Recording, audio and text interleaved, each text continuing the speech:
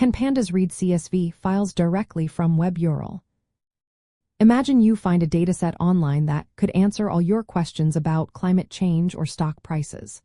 Instead of downloading and saving it first, you can load it straight into your Python program. That's where Pandas comes in. Pandas is a popular Python library used for data analysis and manipulation. One of its main functions is called read CSV, which loads data from a CSV file into a data frame. A data frame is like a table with rows and columns, perfect for working with data. The cool part is that reads can accept a web URL as the input. When you give it a URL, Pandas automatically downloads the CSV file from the internet and loads it into a data frame. You don't need to manually download the file and save it first. For example, if you have a CSV file hosted at a web address like example.com/data.csv, you can load it directly with just a few lines of code. You would write import pandas as pd and then df is equal to pd. Reads example.com/data.csv. This creates a data frame called df with all the data from that online CSV. You can also customize how Pandas reads the data.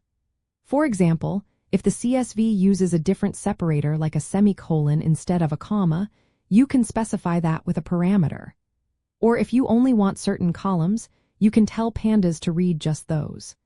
This makes loading data from the web very flexible, especially when working with large datasets or when you want to automate data collection.